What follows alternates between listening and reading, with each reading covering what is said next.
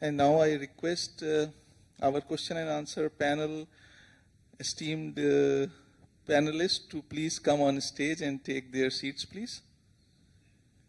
And we have a big bunch of questions waiting for you all. President Mr. Tim Boyd, Vice President Dr. Deepa Padhi, American Section President Douglas Keene, and Indian Section President Mr. Pradeep Gohil.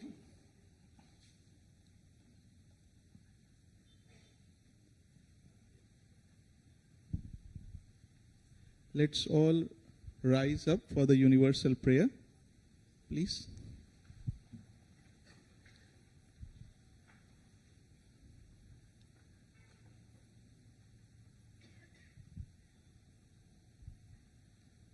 O hidden life, vibrant in every atom.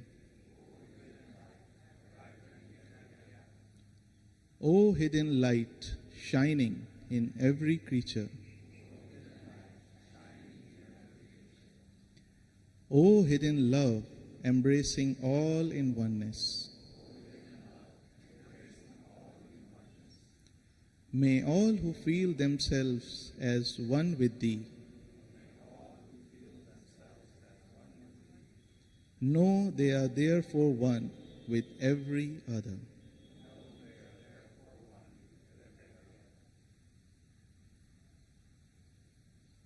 Please be seated. Thank you.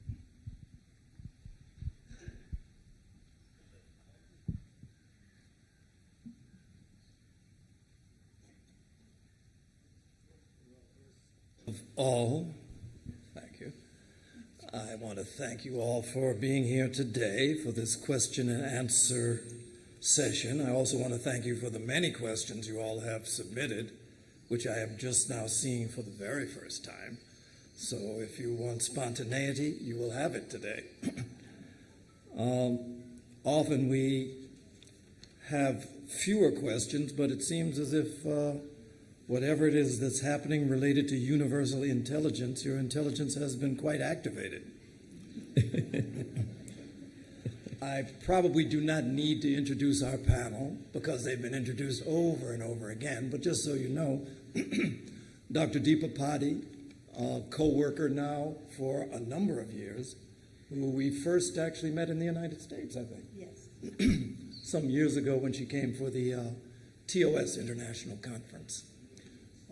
Dr. Deepa Padhi has been the vice president for a number of years and has made a point, without trying, of emphasizing the value and the genuine depth of theosophy to be found in service.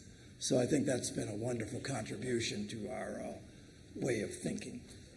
Of course, Doug Keene is a co-worker from the United States, where we work together on its board of directors for a number of years. He's currently the president of that section. And if you haven't noticed, he's not short. He's a medical doctor by profession.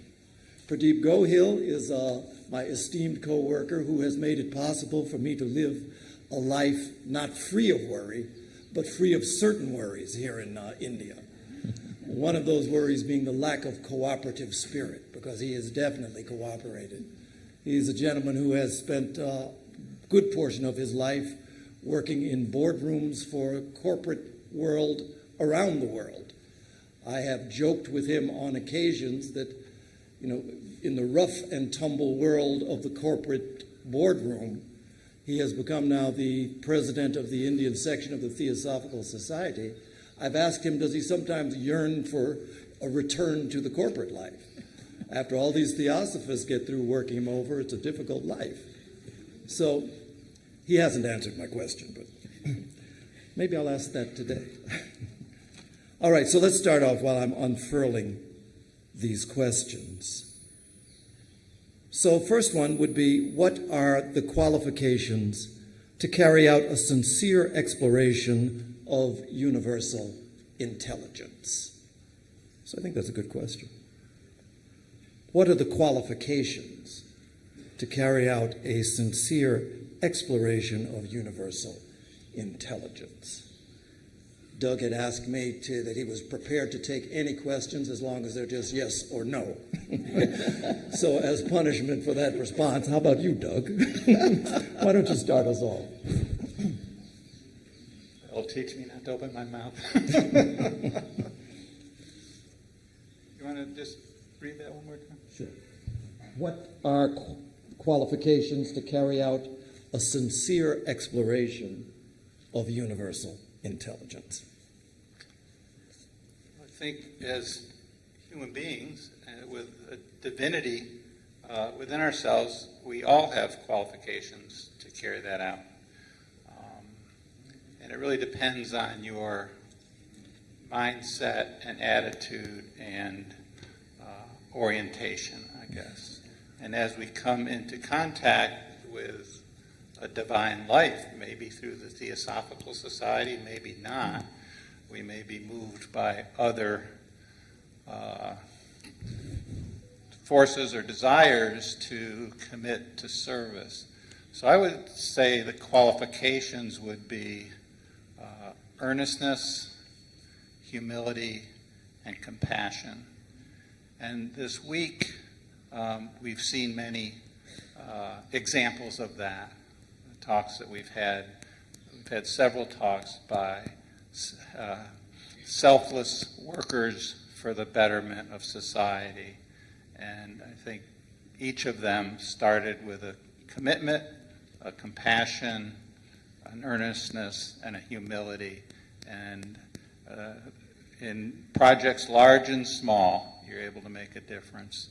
And we don't always see the difference. HPB repeatedly said, its intention is important, not the results, because we become attached to results. And as we become attached to results, we want to see our work be effective.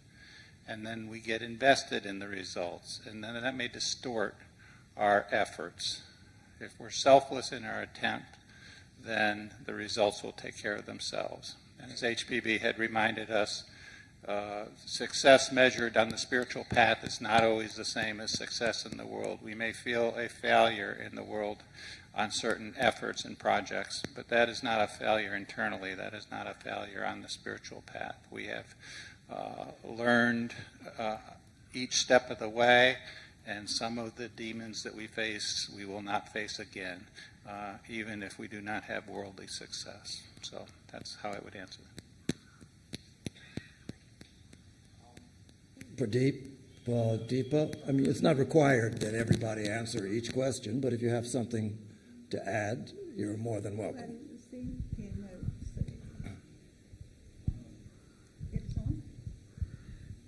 Well, I agree with what Keene said. The earning to know should be there, and that earning must come from within.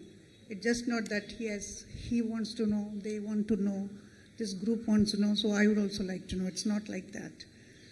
This interest, this quest should come from within.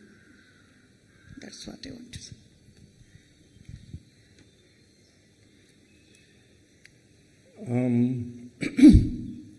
I have to say, having gone through all of the questions at this point, normally it's very easy to eliminate a couple of questions because they seem to be a little bit far-fetched or difficult to understand. This is the first year in my experience wherein all of the questions are good. So we'll see if we're able to address them all. So what or how is the world changing in intelligence? How is the world changing, if it is, in intelligence, is the question. So I guess it would be asking, are there signs or indications that we might see of some shift in the intelligence of the humanity on the planet? Generally, we tend to think in terms of progress, so hopefully we would be thinking in terms of signs of progressive unfoldment, is my interpretation. But how is the world changing in intelligence? Any thoughts?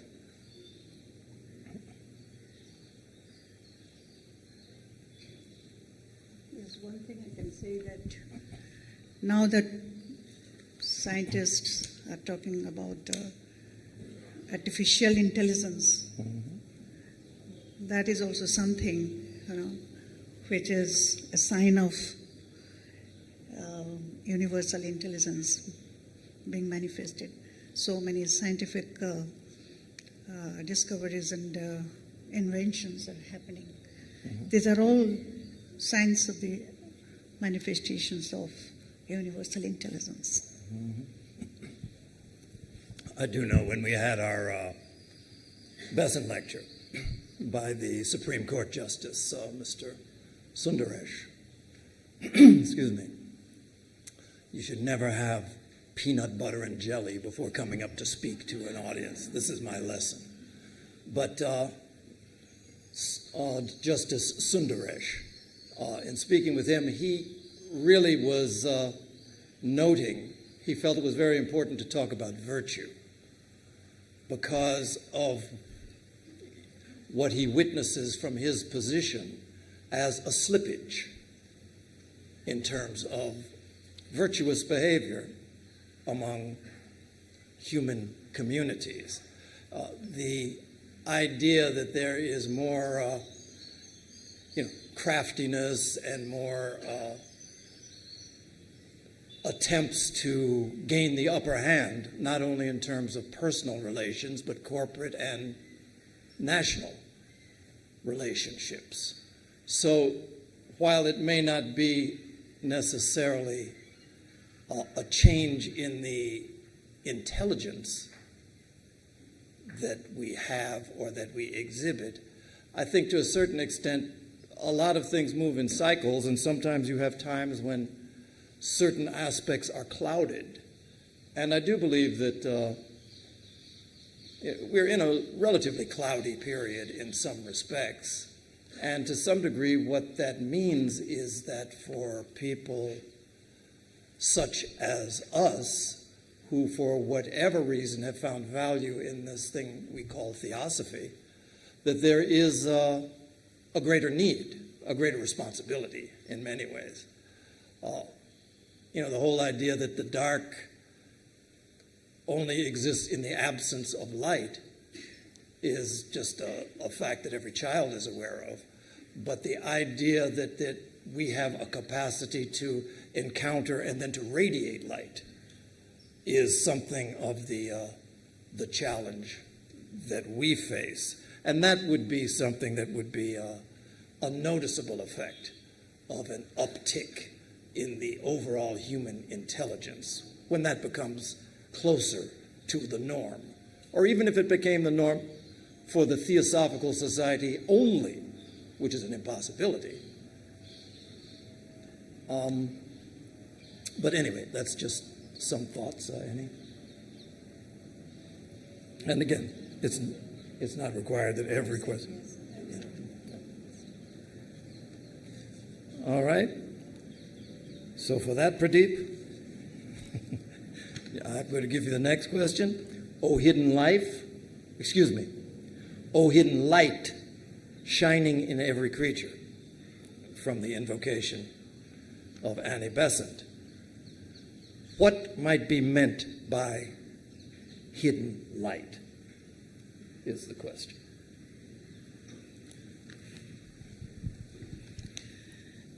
This hidden light. Oh, sorry, you were saying? No. I'm so sorry. Go ahead. No, go ahead. Finish. Pradeep can go. You started, you've got to finish it, please. Well, this hidden light, I think by that she meant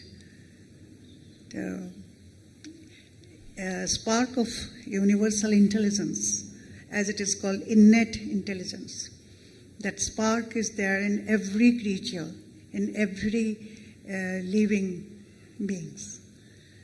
That is what is meant by this. This is very short, I'm saying. Okay, over to... I think I was going to say something very similar. As Raman Maharshi ji always said, that you are the spark of divine. And that spark is within all of us. And naturally, whenever you talk about spark, you're talking about light. So, yes, that light cannot be seen easily, but undoubtedly there is that light within each and every one of us. It may vary in the degree how bright it is, but that light is there in every one of us. And that is why Annie Besant mentioned so beautifully that, oh, hidden light shining in every creature. She's not limited it to human beings. She's talked about animals also. Any addition? All right. Can you throw some light on the difference between intellect and intelligence? Because in the outside world, intellect is often equated to intelligence. I can only speak for my opinion that intellect is a process and a capacity that we have to demonstrate intelligence, but intelligence is multifaceted, as we know and have been learning, and even in the popular media is becoming very popular, multi-intelligences.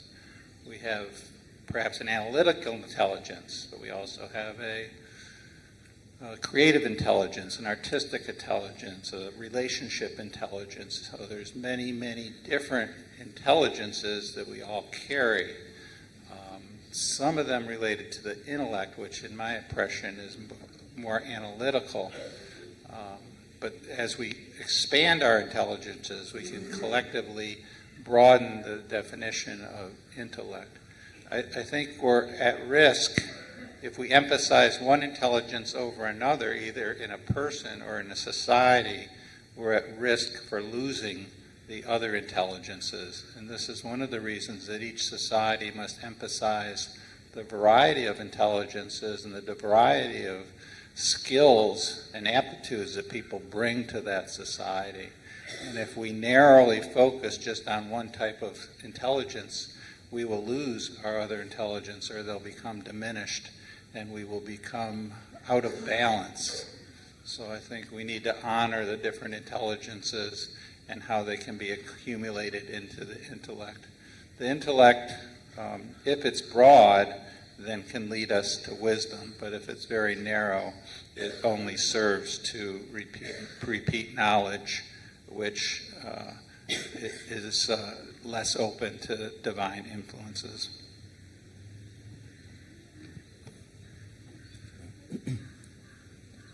I'll give a very short answer because this is exactly something that we discussed after the presentations made over here with Mr. Narayanan.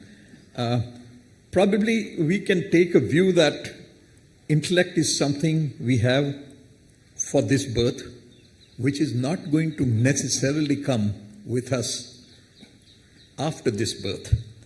Whereas intelligence is something that is with us, and it is likely to be with us in the future. If you will see how reincarnations take place, and if you will see how people talk about the world teacher coming, it is only when a certain amount of that intelligence is going to come with the newly born person. You must have heard stories about 5-year-olds and 10-year-olds who know things that are something beyond comprehension for an average person. Well, it's again the intelligence that has come, but not the intellect. That's just one way to look at it. Well, to me, intellect is the instrument, and intelligence is the power which works through intellect. So it gets manifested only through intellect. It has intelligence, everybody has intelligence, though it varies in degrees. But intellect everybody has, all human beings, they have this intellect. But the power, in some it's high, in some others it's quite low. So it varies in degree. But I want to clear this thing that the intellect, through intellect only, intelligence works in this manifested world. Thank you. One of the many things that H.P. Blavatsky said about intellect specifically was that intellect thrives at the expense of wisdom. Intellect thrives at the expense of wisdom. So, as always, you encounter something like that, what might that mean? Because in theosophical societies around the world and religious institutions around the world, academia, intellect, as the question points out, is often celebrated and esteemed and highly regarded. Very often within religious movements, for instance, the people who are moving to the top of that in terms of their authority and their voice are those who are the most deeply studied, perhaps intellectually. But there is the other aspect always to any of these religious endeavors or any spiritual endeavor. Yes, study is required, because without it we have nothing to, we don't really bring ourselves close to the flame that warms us. I often use that example. You put a bar of iron that's cold, you put it next to a fireplace, its nature starts to warm. We put ourselves in the presence of a certain sort of knowledge that can be intellectually mined, and we start to warm in that sense. But it's a long way from knowledge to wisdom. The two are not equatable in any sense, really. One has that ordinary quality and one is definitely extraordinary. And so very often we find ourselves turning for a deeper view to the view of those who are perhaps less, maybe not less erudite, they could be as erudite, but you turn to the mystic, to the one whose life experience is rooted in this inseparability from what they describe as, depending on their tradition, they might describe it as God, they might describe it as the divine, the almighty, any sort of name, but there is this idea of unity, of oneness that this Theosophical Society came to promote, that is acquainted, we become acquainted through the intellect, but we only become experienced through some sort of absorption. That the intellect can move us along that path, but it can't take us there. It's the car that we take to get us to the meeting. The car, if we had to walk here, we couldn't do it. But if you drive it up here into the meeting, it's completely useless and out of place. So I think, to a certain degree, intellect and intelligence are not equal. To equate them, I think, would be a mistake. Intelligence, certainly in the sense of this universal, omnipresent intelligence, operates through the intellect, energizes the intellect as it does every other capacity that we have. So the distinction is important, because otherwise we get carried away with all of the accoutrements of knowledgeability and can miss the point. Again, it's my opinion. It's not a yes or no question. All right, so we have another. Okay, following up on that, I guess. Elaborate a bit on the human and the universal. What might be the connection? I'll tell you, we have no lazy questioners this year. So elaborate a bit on the human and the universal. What might be the connection? And of course, as we're thinking about it up here, we invite you also to think about it as well. I'm sure you are.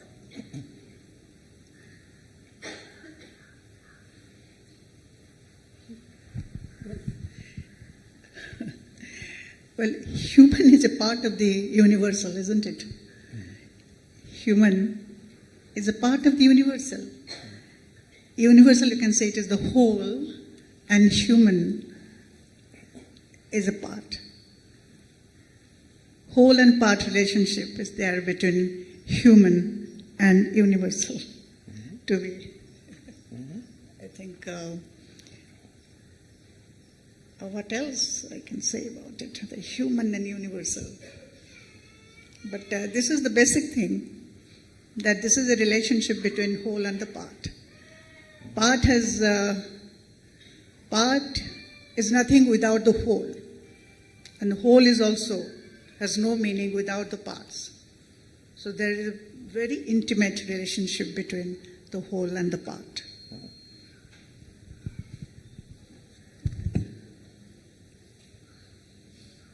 It is a challenging question and interesting to think about. We are told, as above, so below. So within the human, there's representation, reflection, continuation of the universal. And we may not know, at least I do not know, how to experience universal divinity. But if I know it's reflected within the human and therefore has to be reflected within myself, if I can reflect inwards, I can begin to know the self. And as you get to know the self, large S self, then you get to know the universal. It's the dewdrop or the drop in the ocean that HPV used metaphorically. The drop contains everything within the ocean, and the ocean is represented and contained within the drop. So the human is a spark of the flame of the universal. It's synonymous and continuous with the universal. We may not be able to incorporate or conceptualize the universal, but we can begin to conceptualize the human. And as we experience ourselves and others, particularly in community, then we can deepen that vision of the self and the divinity within ourselves and with each of us that we're in relationship with. And that has to be a reflection of the universal.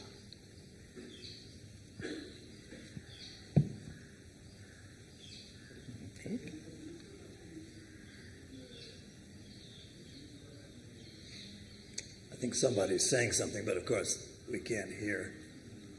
Okay. All right.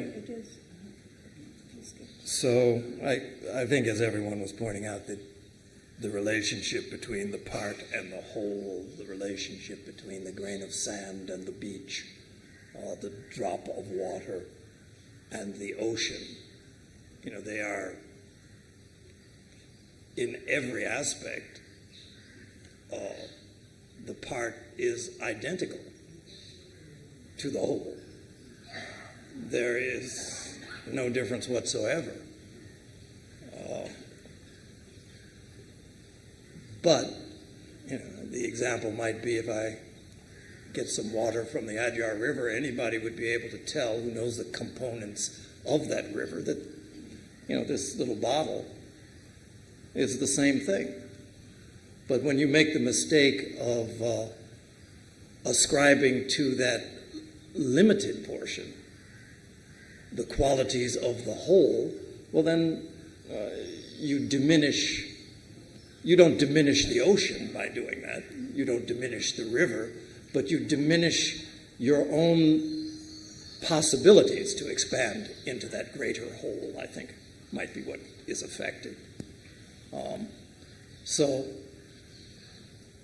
in many ways, this is the whole object of this theosophical endeavor, the extension of our limited view of our capacities to the experience of the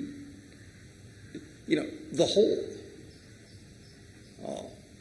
And then, of course, how do we do that? And people talk about lifetimes and many different things and practices, but if we begin with some sort of understanding, it may begin as a knowledge, but it will certainly become an experience, that we are not separated,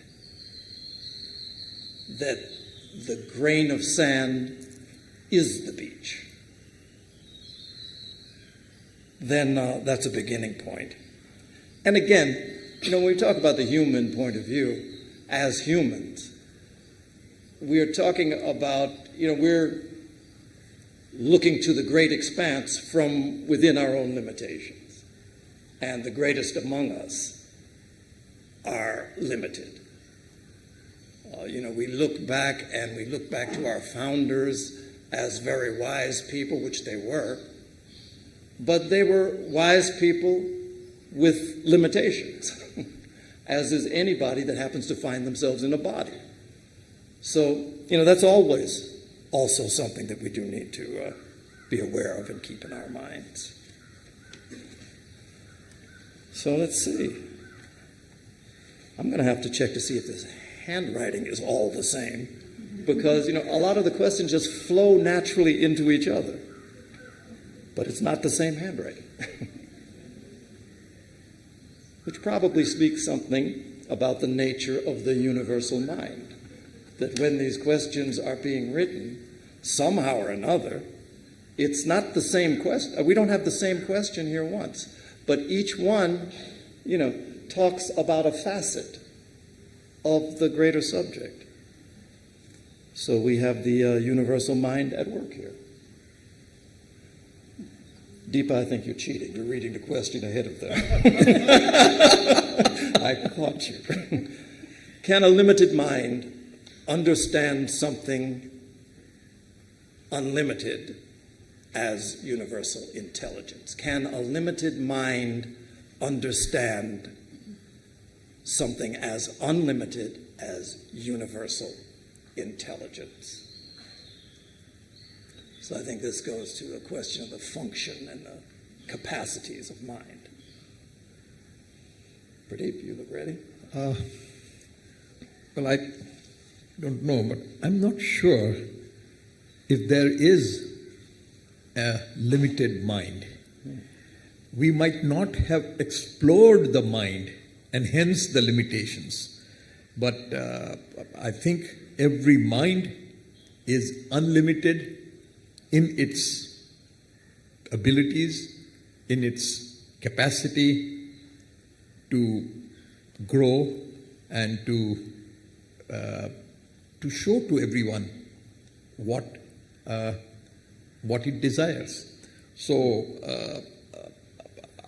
I personally feel that the mind is not limited, and hence every mind has the ability to think and talk about universal intelligence.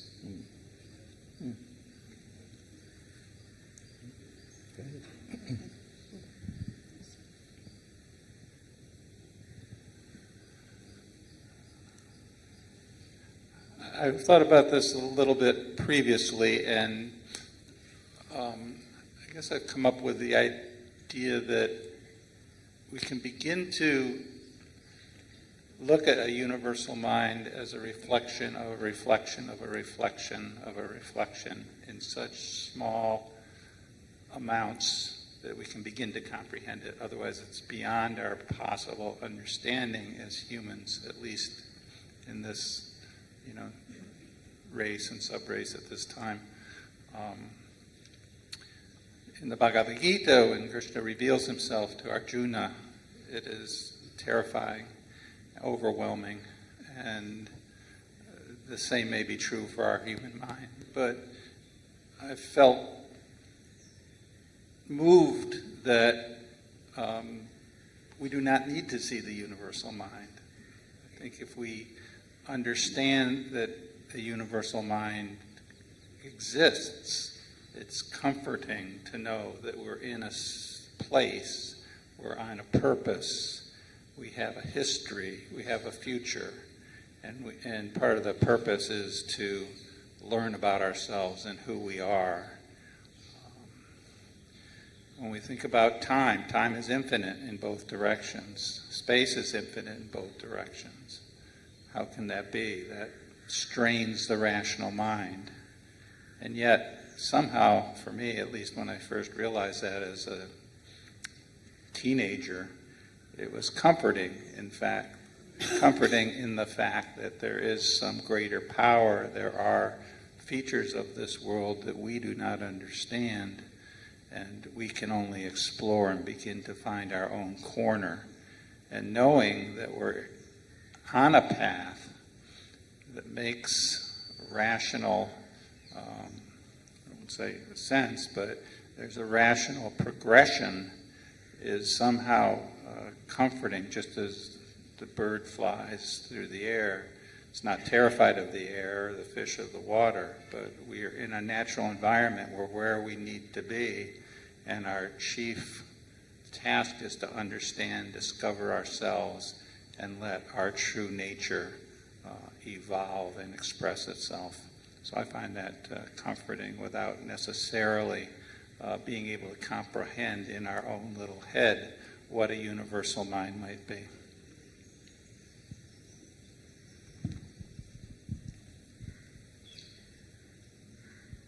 A meditative mind, a focused mind, can experience the universal mind.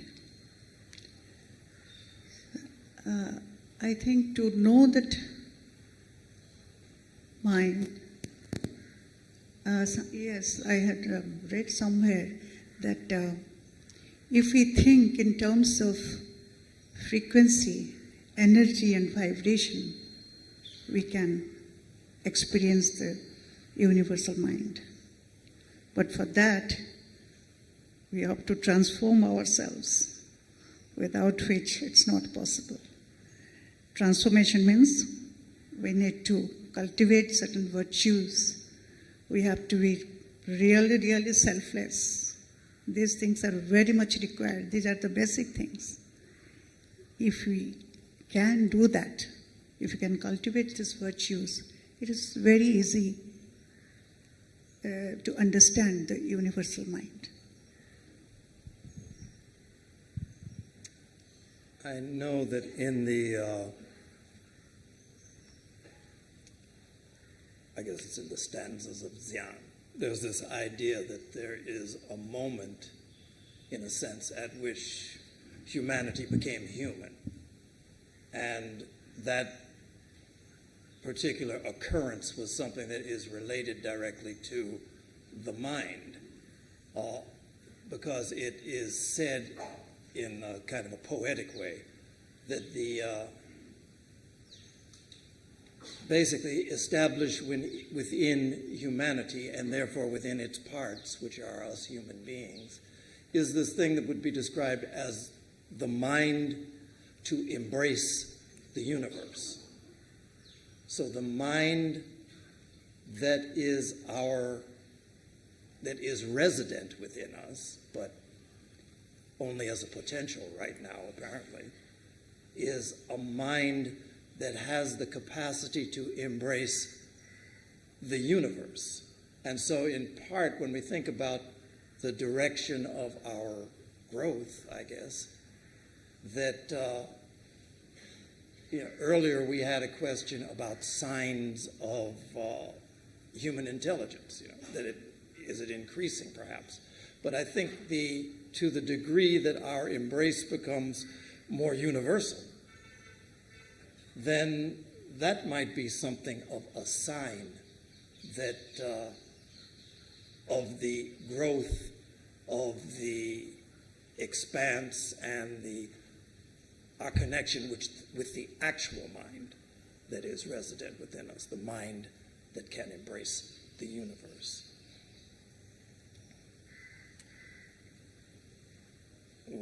let's see.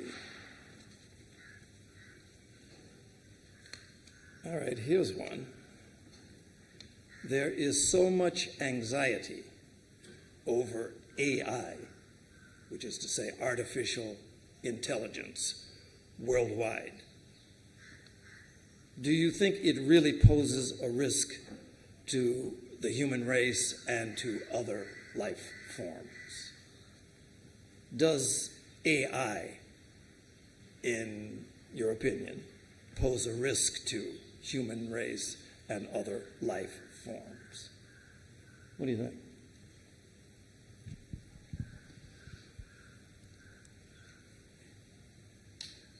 Well, this artificial intelligence, the example of it is this Google car or the cars without driver. Of course, it's a great danger. There are cases of accidents taking place in California itself. So now I think they have stopped for a while using that car. So there is danger, no doubt about it. After all, it is the human intelligence which has created it. So there is some danger in it.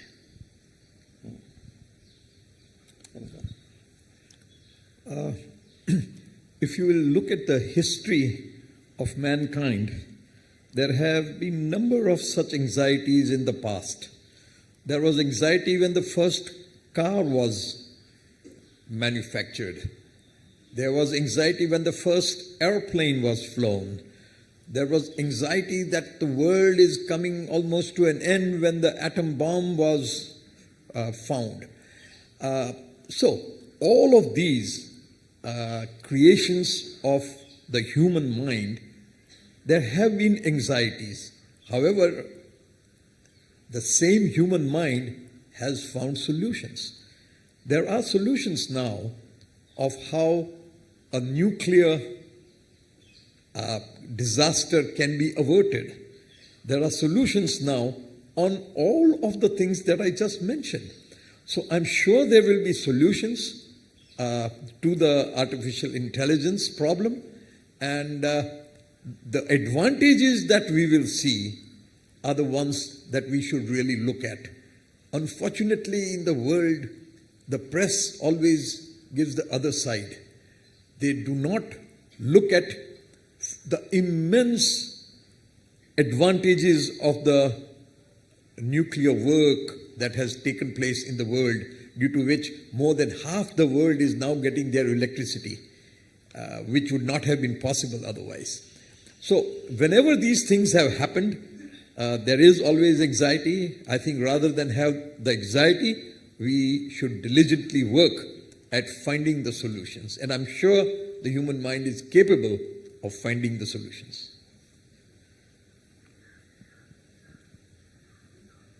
I think the risk with AI, and I'm not an expert in that field, is becoming over-reliant on it. It is a useful tool. It has become incredibly sophisticated, and it can even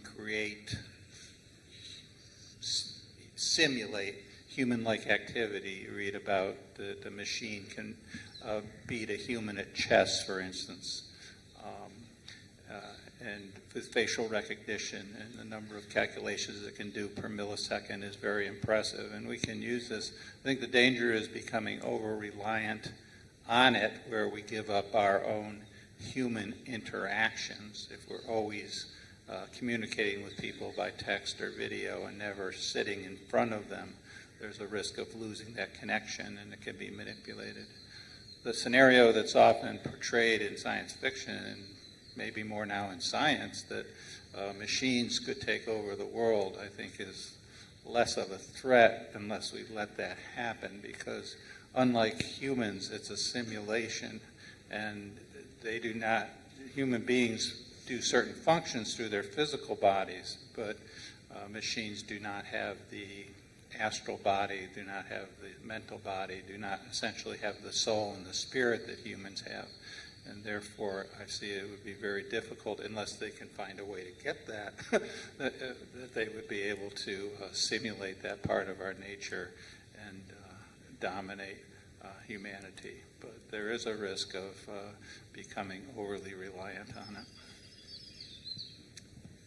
I know just from anything you read from HBB's point of view of things, obviously she wasn't around for AI, but her views on heaven and hell as they are usually thought of were not the conventional ones.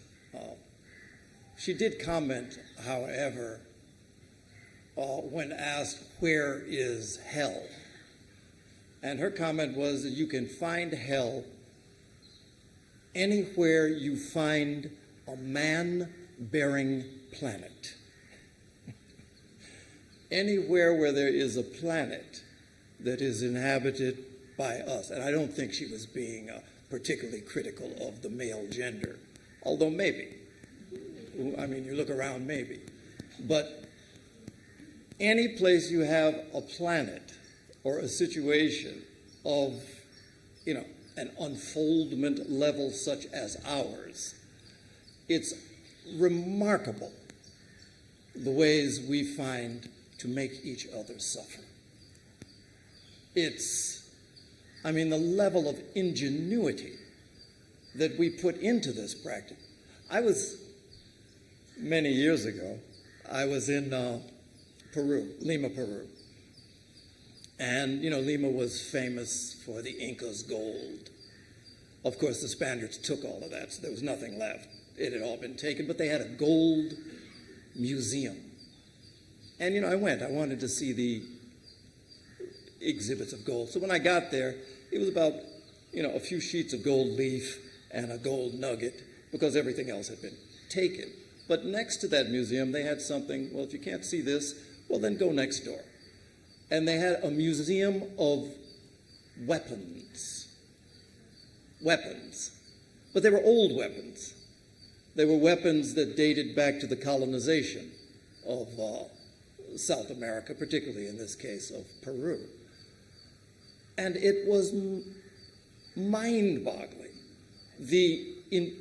Without our level of technology, they didn't have drones that they were exhibiting there. They had, brass knuckles you put on with like devices to poke out people's crazy things that they had engineered, and almost to a weapon. You would look at it and there would be some inscription praising God or thanking God or dedicating this weapon to the service of the Virgin Mary.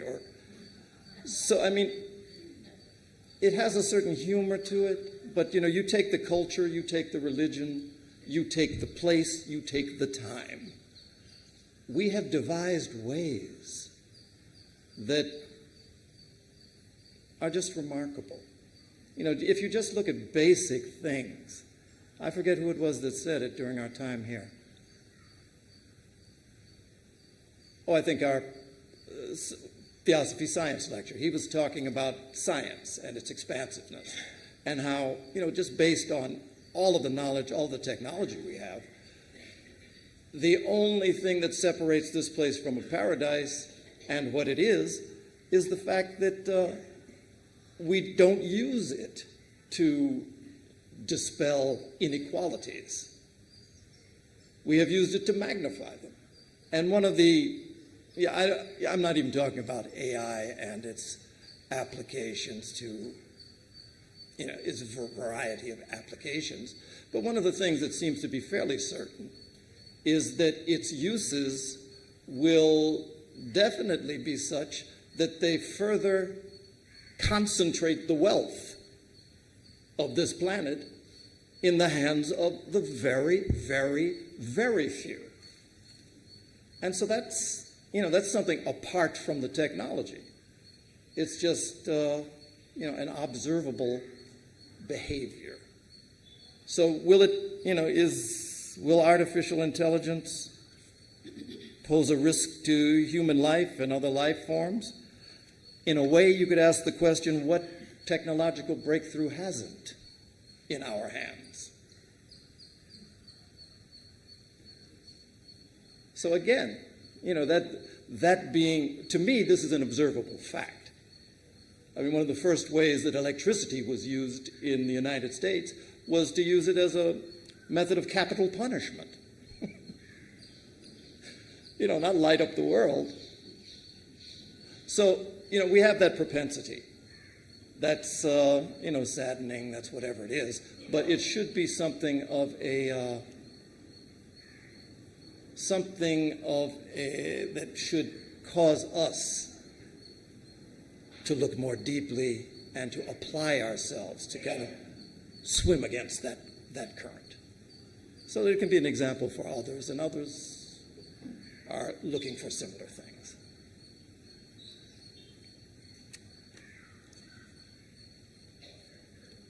Let us ask, when one is exploring universal intelligence, isn't it that he or she is already having an idea about it? And ideas can be very different from the truth.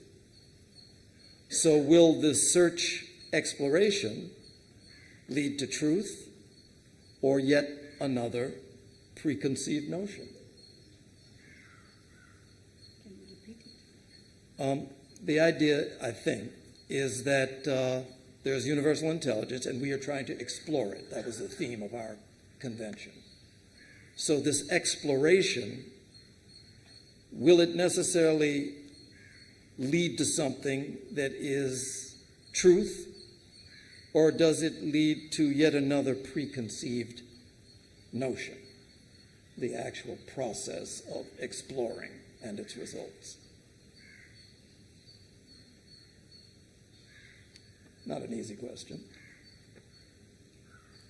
But that's why, on this question, I'll say that's why you all are here.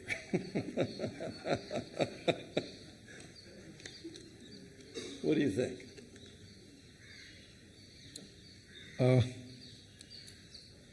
While exploring universal intelligence with our intelligence, there are always going to be limitations. There is no guarantee that it will lead to the real truth. But like we always are having a quest to achieve the real truth, I believe in this convocation we have tried to explore the universal intelligence the best we could to try to see where it can lead us. I believe it is a continuation of such attempts that will lead us to the real truth. Just like there is no guarantee that meditation will lead you higher up in the next birth, or no guarantee that meditation will lead you to spiritual progress. And yet, we all try that. We all continue to do that. So I believe exploring universal intelligence is just something like that, where we attempt our best and then hope that we come nearer the real truth every time.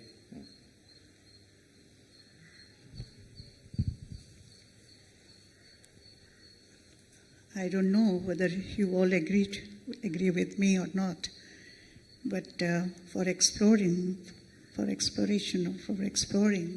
universal intelligence, we need the guidance of someone. We need the guidance of masters, or you have to believe in somebody. That is necessary. Otherwise, we have no idea. In fact, we don't know what it is. These are all guessworks. We are guessing. These are all our own perceptions that, yes, if I do this, this will happen. She says, if you do that, that will happen. But we don't know exactly what is the real path. So we can get the guidance from the master, of course. And Master will take us to one point only. After that, we have to take the lead and we have to, find the way. But I think this is necessary. Some guidance, maybe it's book, Blavatsky's book, Anivasan's book, or J. Krishnamurti's book, whatever. That is the guide. We need a guide for such exploration. Just for the question of whether further exploration will lead to illusion or truth, my answer would be yes. That was the yes no question. You finally got one. I think all exploration is valuable. And Yes. one metaphor might be an onion. We're peeling away the different. Oh, are you not hearing? Microphone? Can you hear? Oh, there it is. Oh, there it is. I was talking about the metaphor of the onion, where we peel away layers to get closer to the truth. And I think we can't know if we're doing that in the moment, but we can search for the truth. And as we experience life, and as we have divine forces assisting us unfold, we do have experiences, and only through experiences can we learn, and only through learning can we develop, unfold, and find the spiritual path. So I think all experience is valuable. Some experiences are uncomfortable, many are, and we need to try to find the lessons in each experience we have. And if we're earnest, again, as I said at the beginning, and humble, then we can draw closer to finding our way and opening your eyes. Whether that's truth, I think that is a word that has individual meaning, it has universal meaning. I think we have a lot of growth to do to find ultimate truth. So as we can look at our own individual truth, our own individual path, we can understand what our own purpose is, and that will lead us inevitably to a greater understanding, both in this life and in future lives. I know that every year we have a Theosophy Science lecture, and sometimes people think Theosophy, science, somehow these two subjects might be unrelated or just mildly related. One of the ways that HBB described Theosophy on the rare occasions that she tried to give some definition was that it was the ageless wisdom tested and verified by generations of seers, tested and verified. So there is this idea of the scientific method as something that is applicable not just to the work of material science, but also to the work of inner unfoldment. So the scientific method is beautiful, and the Dalai Lama also comments on, the fact that this is the process we're engaged in. And science is always data-driven. So it begins with what we observe. Based on what we observe, we form some theory. You see people treating others badly, you say, well, you watch it long enough, you recognize that no good comes to the person that does it, and so maybe you theorize. But then you have to experiment. So similarly, we're doing these experiments in consciousness continually.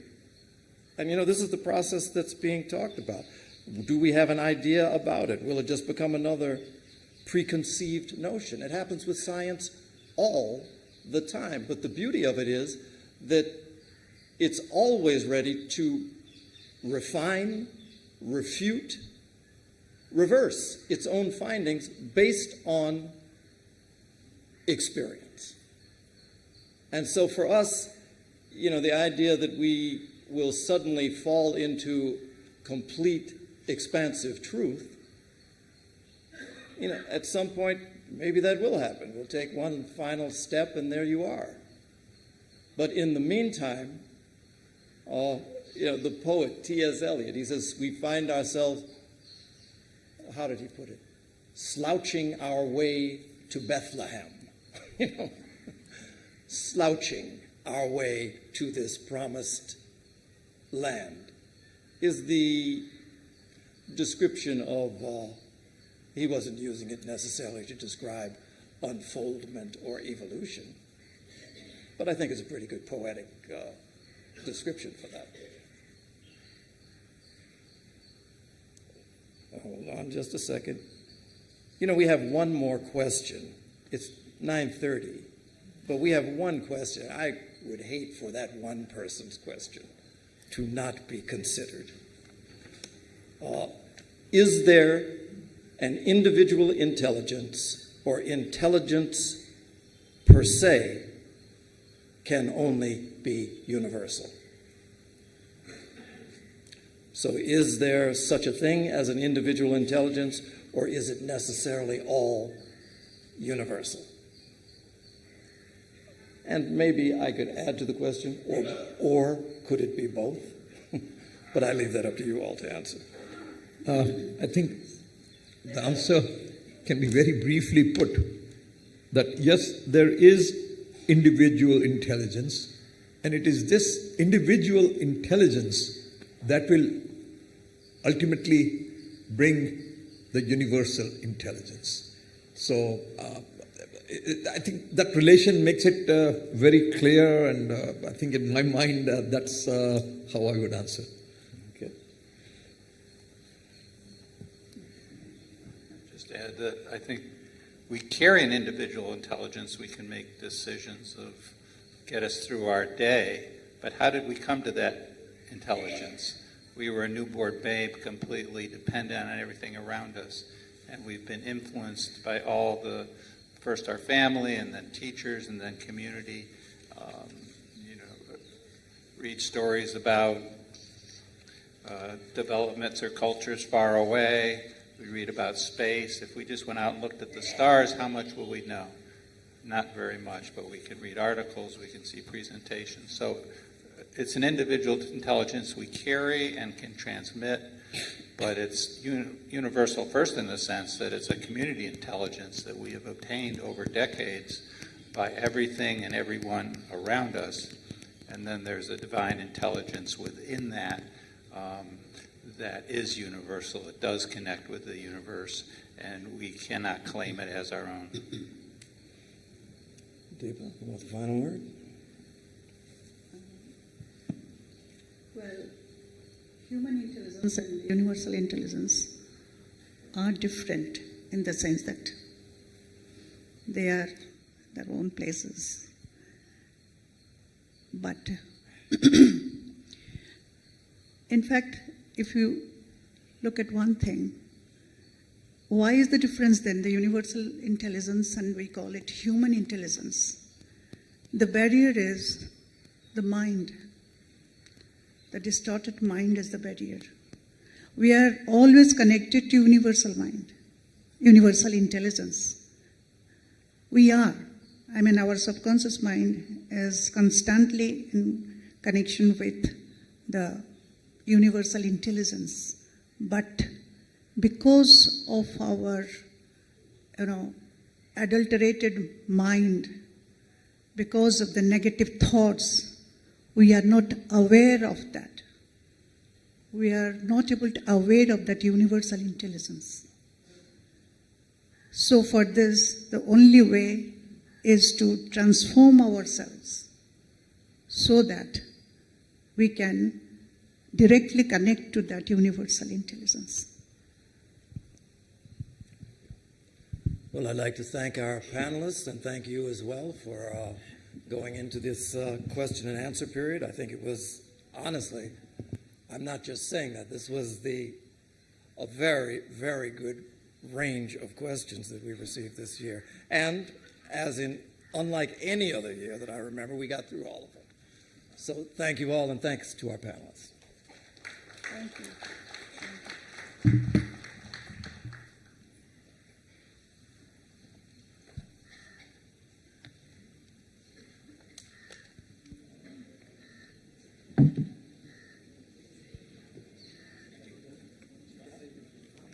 I wouldn't have thought it was